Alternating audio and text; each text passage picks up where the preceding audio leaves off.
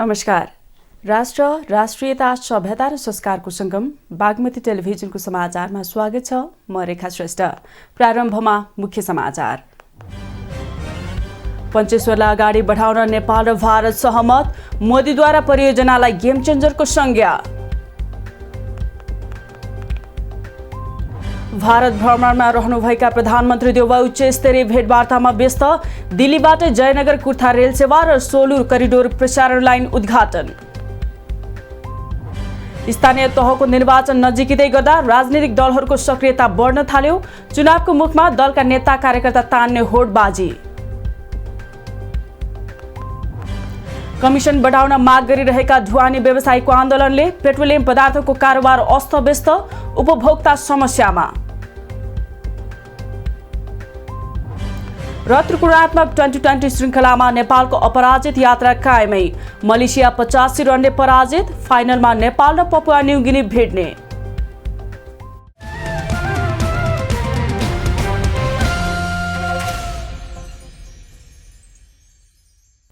सुरु गरौँ पञ्चेश्वर परियोजना अघि बढाउने सम्बन्धी समाचारबाट। पञ्चेश्वर बहुउद्देश्य जलविद्युत आयोजनालाई तीव्र रूपमा अगाडि बढाउन नेपाल र भारत सहमत भएका छन्। भारतको औपचारिक भ्रमणमा रहनुभएका प्रधानमन्त्री शेरबहादुर देउवा र भारतीय प्रधानमन्त्री नरेन्द्र मोदी बीच द्विपक्षीय वार्तामा बाँकी रहेका काम अगाडि बढाउन सहमत भएका हुन्। महाकाली सन्धि भएको 2.5 दशकसम्म पनि आयोजनाको डीपीआर नै टुङ्गिन सकेको छैन। ऊर्जा, जलस्रोत तथा सिंचाई मन्त्रालयका अनुसार नेपाल र भारत बीच पानी बाँडफाँडको विषयमा कुरा मिल्न सकेको छैन।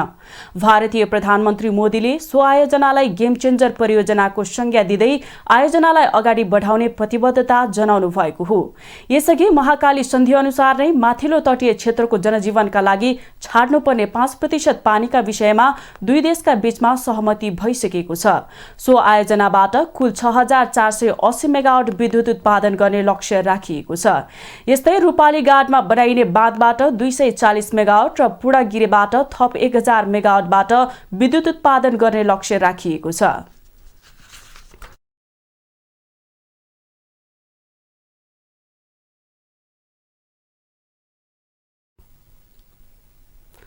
प्रधानमन्त्री शेरबहादुर देउवाको भारत भ्रमण जारी छ। भारतीय प्रधानमन्त्री नरेन्द्र मोदीको निमन्त्रणामा 3 दिने भारत भ्रमणमा रहनुभएका देउवा दिनभर औपचारिक भेटघाट र बैठकमा व्यस्त हुनुभयो। भेटवार्ता सकिए लगतै हैदराबाद हाउसमा दुई मुलुकका प्रधानमन्त्रीको उपस्थितिमा दुई देशका प्रतिनिधि मण्डलबीच वार्ता तथा विभिन्न सम्झौतामा हस्ताक्षर भएको छ। शुक्रबार नेपाल वायुसेवा निगमको जहाजबाट दिल्ली पुग्नुभएका प्रधानमन्त्री शेरबहादुर देउवा शनिबार दिनभर औपचारिक कार्यक्रममा व्यस्त हुनुभयो। शुक्रबार इन्दिरा गान्धी अन्तर्राष्ट्रिय विमानस्थलमा भारतका रक्षा तथा पर्यटन राज्य मन्त्री अजय भट्टले स्वागत गरेपछि प्रधानमन्त्री देउवा सोझै मौर्य होटल पुग्नु भएको थियो। सोही होटलमा भारतीय विदेश मन्त्री एस जयशंकरले शिष्टाचार भेट गरेपछि प्रधानमन्त्री देउवा शुक्रबार साँझ नेपाली दूतावासले आयोजना गरेको रात्रिभोजमा सहभागी हुनुभयो। रात्रिभोजमा सहभागी हुनु पहिले प्रधानमन्त्री देउवा भारतीय जनता पार्टीको कार्यालयमा गएर अध्यक्ष जेपी नड्डासँग भेटवार्ता गर्नुभएको थियो। कुनै पनि प्रधानमन्त्रीले भारत भ्रमणका क्रममा कुनै दल विशेषको कार्यालयमा पुगेर राजनीतिक भेटवार्ता गरेको यो पहिलो पटक हो, जसको आलोचना भइरहेको छ। 3 दिने भ्रमणका क्रममा शनिबार बिहानैबाट विभिन्न कार्यक्रममा व्यस्त प्रधानमन्त्री देउवाले राजघाट स्थित महात्मा गान्धीको समाधि स्थल पुगेर पुष्पगुच्छ अर्पण गरेपछि उच्च स्तरीय भेटवार्ता गर्नुभएको थियो। त्यस लगत्तै हैदराबाद हाउसमा उहाँको भारतीय समकक्षी नरेन्द्र मोदीसँग एक्लै छलफल भएको थियो। छलफलपछि दुवै देशका प्रधानमन्त्रीको उपस्थितिमा दुई मुलुकका बीचमा केही महत्वपूर्ण सम्झौतामा हस्ताक्षर समेत भएको छ। भेटवार्तापछि संयुक्त पत्रकार सम्मेलनमा प्रधानमन्त्री देउवाले मोदीलाई नेपाल भ्रमणको निम्तो दिनुभएको छ। त्यसका साथै नेपाल र भारत बीच 4वटा सम्झौतामा हस्ताक्षर भएको छ, जसमा अन्तर्राष्ट्रिय सोलर एलायन्स, रेलवे सम्बन्धी प्राविधिक सहयोग, पेट्रोलियम पदार्थ आपूर्ति र नेपाल आयल निगम र भारतीय आयल कर्पोरेसन बीच प्राविधिक विज्ञता आदान प्रदान लगायतका छन्।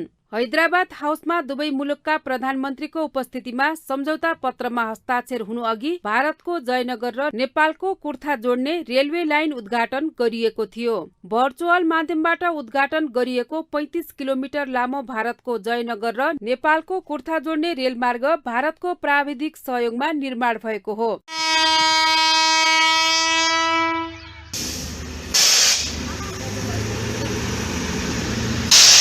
त्यस्तै भारत सरकारको सहयोगमा निर्मित सोलु कोरिडोर प्रसारण लाइन पनि शुभारम्भ गरिएको छ। नेपालमा निर्माणाधीन 132वटा स्वास्थ्य सेवा केन्द्रको प्रगतिबारे दुवै प्रधानमन्त्रीले सर्वे दृश्यका माध्यमबाट जानकारी लिए लगत्तै भएको संयुक्त पत्रकार सम्मेलनमा प्रधानमन्त्री देउबाले नेपालको समृद्धि र विकासमा भारतले गरेको सहयोगको प्रशंसा गर्नुभयो।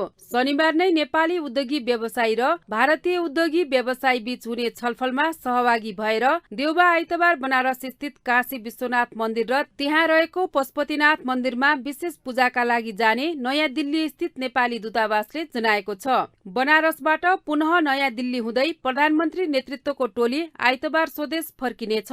भ्रमण दलमा धर्मपत्नी आर्जु राणा देउबा, परराष्ट्र मन्त्री नारायण खड्का, ऊर्जा जलस्रोत तथा सिंचाई मन्त्री पम्फा भूषाल, स्वास्थ्य तथा जनसङ्ख्या मन्त्री विरोध खतिवडा, कृषि तथा पशुपन्छी विकास मन्त्री महेन्द्र राय यादव लगायत 50 जनाको जम्बो टोली सहभागी छ। बागमती समाचारका लागि तेजना पण्डितको रिपोर्ट। समाचारमा एकैछिन विश्राम।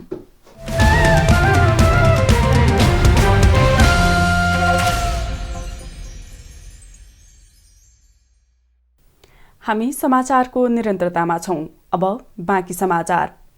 पूर्व प्रधानमन्त्री एवं नेकपा एमालेका अध्यक्ष केपी शर्मा ओलीले देशको विकास गर्ने पार्टी एमाले मात्रै भएको बताउनु भएको छ। नेकपा एमाले खोटाङले सदरमुकाम दिक्तेलमा आयोजना गरेको जनसभामा जिल्ला पुग्नुभएका अध्यक्ष ओलीले वृद्ध वृद्धादेखि केटाकेटीसम्मको संरक्षण र देशको विकास एमाले मात्र गर्न सक्ने बताउनु भयो। उहाँले समृद्ध नेपाल निर्माण गर्दै गर्दा अब सरकार सधैँ एमाले मात्र बनाउने भयो भनेर विरोधीले जालझेल गरेर सरकारबाट आफूलाई हटाएको उल्लेख गर्नुभयो। तर देशैभरि एमालेमा जनताको लहर रहेको कारण एमाले पुनः सरकारमा जाने र समृद्ध नेपाल निर्माण गर्ने उहाँको दावी छ। उहाँले यसअघि पनि अदालतले एमालेको सरकार ढालेको तर पुनः एमाले जनताको मतले सरकारमा आए जस्तै अब पनि एमालेलाई जनताले सरकारमा ल्याउनेमा दावी गर्नुभयो।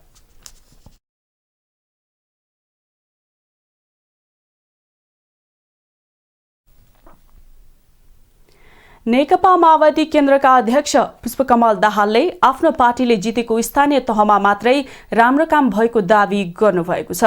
अध्यक्ष दाहालले भरतपुर महानगरपालिकामा सुशासन, विकास र समृद्धिको एउटा मोडल नै स्थापित भएको संसदीय समितिको रिपोर्टले देखाएको बताउनुभयो। पार्टी केन्द्रीय कार्यालय पेरिसटारामा गोर्खा भूतपूर्व सैनिक संघ गेसोका अध्यक्ष कृष्ण कुमार राईलाई पार्टीमा स्वागत गर्दै उहाँले आफ्नो पार्टीले जित हासिल गरेको स्थानीय तहमा मात्रै राम्रो काम भएको तर अन्य 100औं स्थानीय तहमा कामै नभएको जिकिर गर्नुभयो। अध्यक्ष दाहालले प्रदेश र संघमा आफ्नो पार्टीको नेतृत्व नहुँदा सधैँ समस्या आउने गरेको बताउनुभयो। स्थानीय पालिकाहरूमा भनेर हेर्दा 5 वटा श्रेष्ठ भएका मध्ये 3टा माओवादी केन्द्रले जितेकोमा मात्रै भयो। अरु त्यत्रो चाहिँ 100औं छन् त्यहाँ चाहिँ राम्रो काम भएन भन्ने रिपोर्ट आयो। अध्यक्ष दाहालले परिवर्तनको नेतृत्व आफ्नो पार्टीले गर्ने तर त्यसलाई सम्हालेर देशको नेतृत्व गर्न नपाउँदा मुलुकमा फेरि पनि परिवर्तन खतरामा पर्ने अवस्था आएको बताउनुभयो। उहाँले परिवर्तनको पक्षमा उभिएकै कारण भूतपूर्व गोर्खा सैनिकहरूले आफ्नो पार्टीलाई रोजेको भन्दै धन्यवाद दिनुभयो।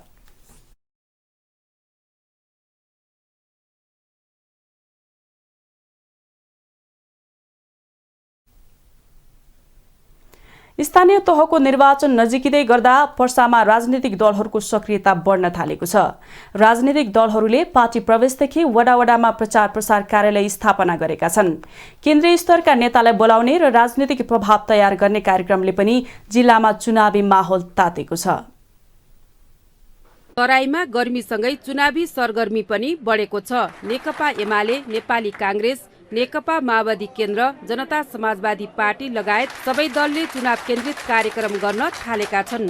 प्रमुख प्रतिपक्षी दल नेकपा एमाले पर्साका ग्रामीण भेगमा संगठन विस्तारसँगै चुनावको मुखमा पार्टी प्रवेश कार्यक्रममा केन्द्रित छ। एमाले विभिन्न दलका नेता कार्यकर्तालाई स्थानीय कार्यक्रम तथा केन्द्रमै बोलाएर पार्टी प्रवेश गराइरहेको छ।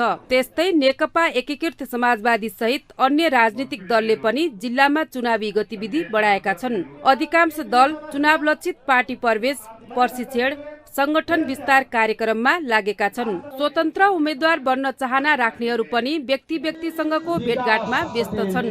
पर्सा जिल्लामा 1 महानगरपालिका, 3 नगरपालिका र 10 वटा गाउँपालिका गरी 14 वटा स्थानीय तह छन्। पर्सामा हालसम्म सत्ता गठबन्धन मध्येको नेकपा माओवादी केन्द्रका अध्यक्ष पुष्पकमल दाहाल र नेकपा एकीकृत समाजवादीका अध्यक्ष माधव कुमार नेपाल बाहेकका सबै पार्टीका अध्यक्ष र शीर्ष नेताले कार्यक्रम गरिसकेका छन्। हामीहरूको सोच के थियो भने चाहिँ हामी चाहिँ सायद एमालेमा गयो भने फास्ट ट्र्याकमा हुन्छ भन्ने सोच थियो। त्यसको जस्ट अपोजिट हुन पुग्यो। लेटै भए भने पनि मलाई लाग्छ मधेसी दलहरूले नै यो चाहिँ माग चाहिँ सुनिश्चित गराउँछ जस्तो मलाई लाग्छ।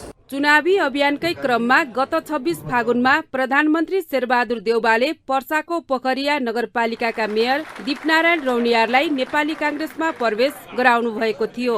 रिजवान अन्सारी नेतृत्वको नेपाल संघीय समाजवादी पार्टीबाट मेयर बनेका रौनियार आगामी स्थानीय तह निर्वाचनमा टिकटका लागि नै कांग्रेस प्रवेश गरेको चर्चा छ।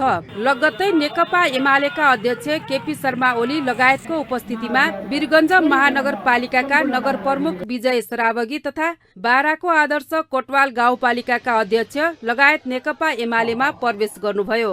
चुनावको मुखमा दल बदल गर्नेहरूको तर्क फरक छ। ओलीजीले एउटा लिपुलेको घटनाबाट नेपालको भनौँ न एउटा राष्ट्रियताको जुन पहिचान, एउटा ठुलो पहिचान उहाँले जुन इस्टाब्लिस गराइदिनु भयो, एउटा राष्ट्र सेवकको हिसाबले जुन उहाँले काम गर्दै भयो, त्यसबाट मैले प्रेरित नै भएँ र त्यही कारणले गर्दा मैले एमाले नै रोजेको छु। मधेसवादी दलबाटै चुनाव जितेका नेतालाई पार्टीमा भित्र्याउँदा मधेसको मत तान्न सहज हुने विश्लेषण गर्दै दलहरूका बीचमा अरू दलका नेता कार्यकर्ता तान्ने होड चलेको छ। जो मधेस मुद्दा आफैसँग रहेको दावी गरेर आगामी चुनावमा जनमत आफ्नो पक्षमा तान्न खोजिरहेका छन्। यही अभियान अन्तर्गत चैत 9 गते लोकतान्त्रिक समाजवादी पार्टीका नेता शिव पटेललाई एमालेले स्वागत गरेको थियो। नेकपा एमालेले एउटा अभियान लिएर अगाडि बढेको छ। नेपाललाई समृद्ध बनाउने काममा अगाडि बढेको हुनाले हामी मधेसका राजनीति गर्ने या मधेसको भलाइ खोज्ने या मधेसको हकमा काम गर्नेले पनि जसले मधेसको विकास गर्छ त्यससँग जानु उचित हुन्छ। स्थानीय जानकारहरूका अनुसार यसपटक वीरगञ्ज महानगरपालिकामा एमाले, कांग्रेस र जसपाकै बीचमा मुख्य प्रतिस्पर्धा हुने देखिएको छ। तैपनि गत चुनावमा पर्साको स्थानीय तहको प्रमुखमा निर्वाचित 1 महानगरपालिका, 1 नगरपालिकाका नगर प्रमुख र 2 गाउँपालिकाका अध्यक्षले साबिकको दल छाडिसकेका छन्। समाचारमा एकैछिन विश्राम।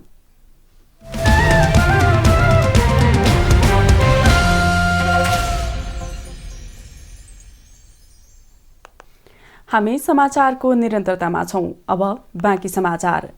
हिमालयन हाइड्रो एक्सपोको तेस्रो संस्करण अन्तर्गत शनिबार काठमाडौँमा विद्युतीय सवारी साधनको र्याली निकालिएको छ। तेस्रो हिमालयन हाइड्रो एक्सपो अन्तर्गत भृकुटी मण्डपबाट नेपालको पहिलो जलविद्युत केन्द्र फर्पिङसम्म विद्युतीय सवारी साधनको र्याली आयोजना गरिएको हो। हिमालयन हाइड्रो एक्सपोको राष्ट्रपति विद्यादेवी भण्डारीले उद्घाटन गर्नुभयो।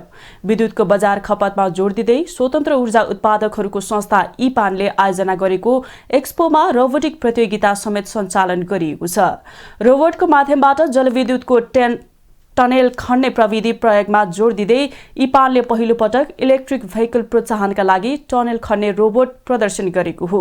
यस्तै ब्लास्टिङ बारुदबाट नगरेर केमिकलको माध्यमबाट ब्लास्टिङ गर्ने प्रविधि पनि प्रदर्शनीमा राखिएको छ। विद्युतको आन्तरिक खपत बढाउन भोग्नु परेको कानुनी तथा व्यावहारिक कठिनाई बारे पनि एक्सपोमा छलफल हुनेछ। पेट्रोल र डिजेलबाट चल्ने सवारी साधन विस्थापित नगर्दा इन्धन आपूर्तिमा ठूलो व्यापार घाटा भइरहेको तथा वातावरण प्रदूषण बढेको भन्दै विज्ञहरूले विद्युतीय सवारी साधनलाई प्राथमिकता दिन माग गर्दै आएका छन्। तर सरकारको कठोर कर नीतिका कारण पेट्रोलियम पदार्थलाई विस्थापन गर्ने र विद्युत खपत बढाउने अभियान सार्थक बन्न सकेको छैन।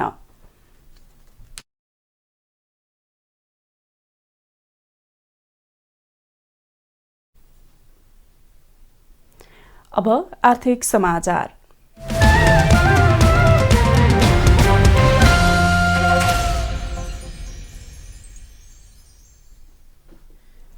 पेट्रोलियम पदार्थको बिक्री बापतको कमिसनको रकम नपाएको भन्दै ढुवानी व्यवसायीले पेट्रोलियम पदार्थ ढुवानी ठप्प पारेपछि स्थानीय बजारमा कृत्रिम अभाव सुरु भएको छ।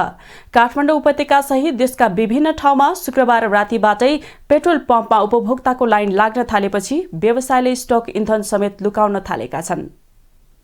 बाह्य तथा आन्तरिक ढुवानी साधनको भाडामा डिजेलको मूल्य अनुपातमा घटबढ हुने गरी स्वचालित भाडा कायम गर्न दबाव दिइरहेका पेट्रोलियम व्यवसायीले इन्धन सङ्कट निम्त्याएका छन्। अत्यावश्यक सेवा क्षेत्रमा बन्द हडताल गर्न नपाउने कानून बेवास्ता गर्दै व्यवसायीले पाइरहेको कमिसन तत्काल बढाउन दबाव दिँदै पेट्रोलियम पदार्थको ढुवानी ठप्प बनाएपछि बजारमा असर देखिएको हो। व्यवसायीले पेट्रोलियम पदार्थको ढुवानी देशभर ठप्प बनाएपछि नेपाल आयल निगमले पटक पटक आन्दोलनको कार्यक्रम स्थगित गर्न आग्रह गरेको थियो। तर व्यवसायीले डिपोबाट इन्धन लोड अनलोड नै बन्द गरेका छन्। यसको असर आम उपभोक्ताको दैनिकीमा परेको छ।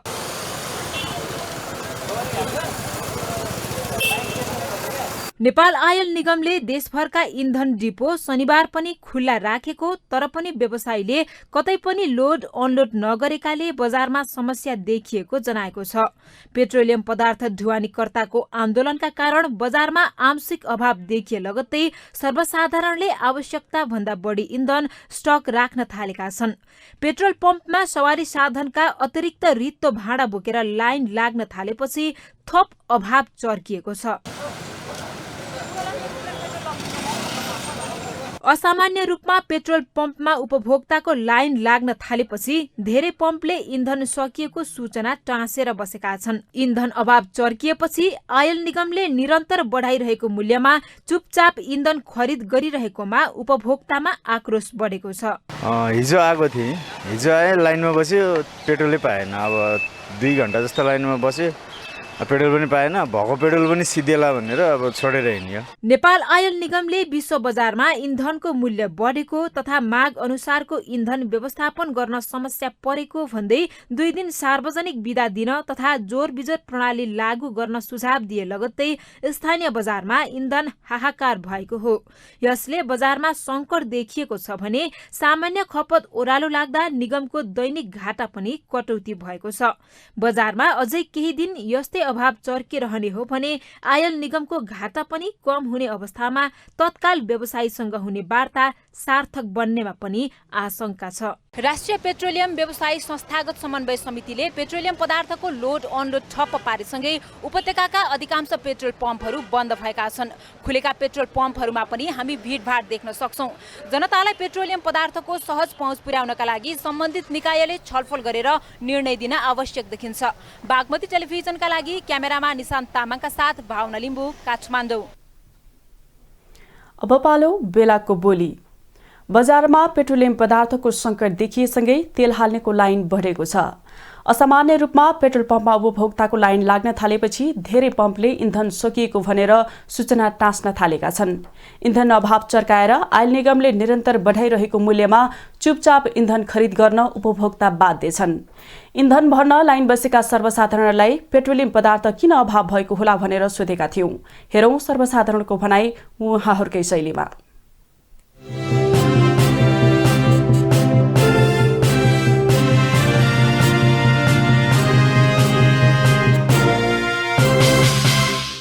पेट्रोल त पासेन। हिजोदेखि हल्ला सुनेको, हिजो राति भर्न खोजेको 3-4वटा पेट्रोल पम्पमा हिजो राति नै गएको पाएन।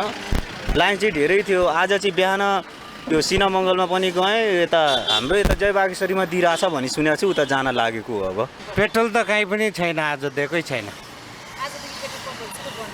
हिजो लाइन थियो, अलिअलि बाँकी दिइराखेको थियो, आज त छँदै छैन।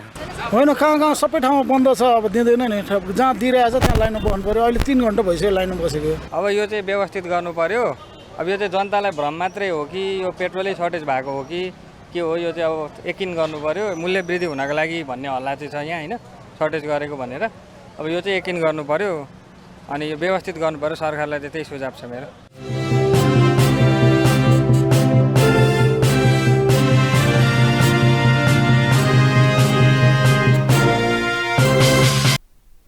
अब खेलकुद समाचार।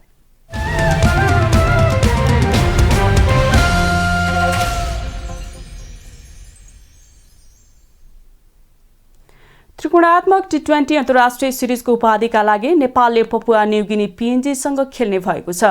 सिरिजको लिगको अन्तिम खेलमा नेपालसँग मलेसिया पराजित भएपछि पिएनजीले फाइनल खेल खेल्ने भएको हो। सिरिजमा नेपालले 4 खेलमा 4 जित निकाल्दै तालिकाको शीर्ष स्थानमा रहँदै फाइनलमा पुगेको छ। 3 खेलमा 1 जित निकाल्दा मलेसिया र पिएनजी नेट रन रेटको आधारमा पिएनजी फाइनलमा पुगेको हो। मलेसिया तालिकाको पुछारमा रहेर फाइनलमा पुग्न सकेन। पहिलो खेलमा मलेसियाले पिएनजीलाई पराजित गर्दै सुखद सुरुवात गरेको थियो, तर पछिल्लो 3 खेलमा पराजित भएपछि मलेसिया बाहिरिन पुग्यो। पिएनजी भने पहिलो 3 खेलमा पराजित भए पनि अन्तिम खेलमा मलेसियालाई शानदार रूपमा पराजित गर्दै फाइनलमा सम्भावना कायम गरेको थियो। नेपालसँग मलेसिया पराजित भएपछि पिएनजीको फाइनल खेल्ने सपना पूरा भएको हो। फाइनल खेल सोमबार हुनेछ।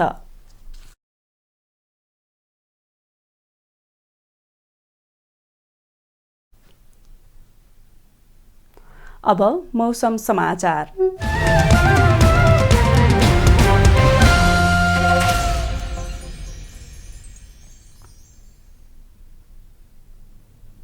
प्रदेश नम्बर 1 बागमती प्रदेश र गण्डकी प्रदेशको पहाडी भूभागमा आंशिकदेखि सामान्य बदली रही देशका अन्य भूभागमा मौसम सामान्यतया सफा रहनेछ। प्रदेश 1 गण्डकी प्रदेशको पहाडी भूभागमा 1-2 स्थानमा मेघगर्जन चट्यान सहित हल्का वर्षाको सम्भावना रहेको जल तथा मौसम विज्ञान विभागले जनाएको छ।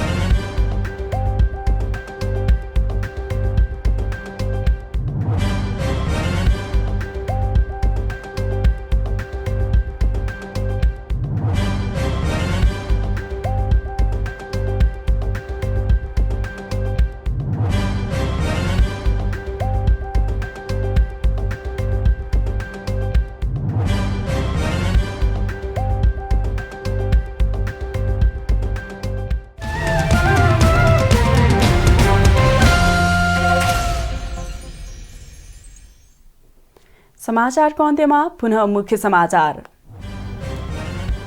पञ्चेश्वरलाई अगाडि बढाउन नेपाल र भारत सहमत, मोदीद्वारा परियोजनालाई गेम चेन्जरको संज्ञा। भारत भ्रमणमा रहनुभएका प्रधानमन्त्री देउवा उच्च स्तरीय भेटवार्तामा व्यस्त, दिल्लीबाट जयनगर कुर्था रेल सेवा र सोलु करिडोर प्रसारण लाइन उद्घाटन। स्थानीय तहको निर्वाचन नजिकिँदै गर्दा राजनीतिक दलहरूको सक्रियता बढ्न थाल्यो, चुनावको मुखमा दलका नेता कार्यकर्ता तान्ने होडबाजी। कमिसन बढाउन माग गरिरहेका ढुवानी व्यवसायीको आन्दोलनले पेट्रोलियम पदार्थको कारोबार अस्तव्यस्त, उपभोक्ता समस्यामा। र त्रिकोणात्मक 2020 श्रृङ्खलामा नेपालको अपराजित यात्रा कायमै, मलेसिया 85 रनले पराजित, फाइनलमा नेपाल र पपुवा न्युगिनी भिड्ने।